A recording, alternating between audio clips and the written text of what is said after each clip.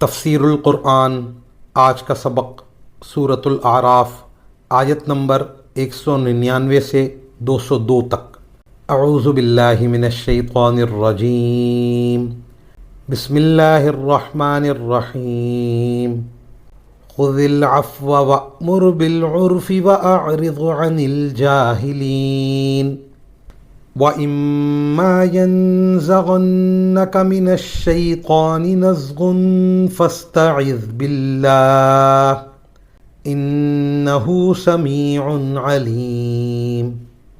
إِنَّ الَّذِينَ اتَّقَوْا إِذَا مَسَّهُمْ طَائِفٌ مِّنَ الشَّيْطَانِ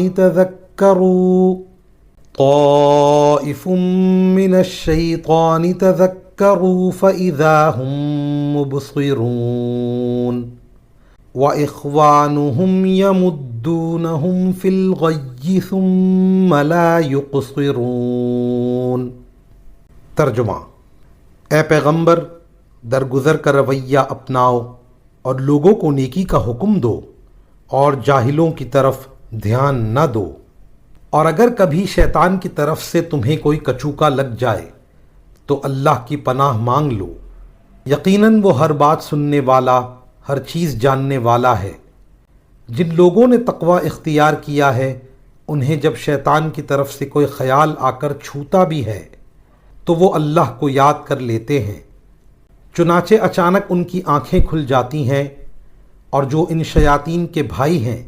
ان کو یہ شیاطین گمراہی میں گھسیٹے لے جاتے ہیں، نتیجہ یہ کہ وہ گمراہی سے باز نہیں آتے۔ ان آیات کی تفسیر میں مفسرین کرام فرماتے ہیں، کچوکے سے مراد وسوسہ ہے، اور اس آیت نے ہر مسلمان کو یہ تعلیم دی ہے کہ جب کبھی شیطان دل میں کوئی برے خیال کا وسوسہ ڈالے تو فوراً اللہ تعالیٰ کی پناہ مانگنی چاہیے۔ اس خاص طور پر درگزر کا رویہ اپنانے کے سلسلے میں کیا گیا، جس کا مطلب یہ ہے کہ جہاں درگزر کرنے کی فضیلت ہے، وہاں بھی اگر شیطانی اثر سے کبھی کسی کو غصہ آ جائے تو اس کا علاج بھی اللہ تعالیٰ سے پناہ مانگنا ہے۔ مزید فرمایا کہ گناہ کی خواہش نفس اور شیطان کے اثرات سے بڑے بڑے پرہیزگاروں کو بھی ہوتی ہے، لیکن وہ اس کا علاج اس طرح کرتے ہیں کہ اللہ تعالیٰ کا ذکر کرتے ہیں، اس سے مدد مانگتے ہیں، دعائیں کرتے ہیں اور اس کی بارگاہ میں حاضری کا دھیان کرتے ہیں۔ اس کے نتیجے میں ان کی آنکھیں کھل جاتی ہیں، یعنی ان کو گناہ کی حقیقت نظر آ جاتی ہے، اور اس کے نتیجے میں وہ گناہ سے بچ جاتے ہیں، اور اگر کبھی غلطی ہو بھی جائے تو توبہ کی توفیق ہو جاتی ہے۔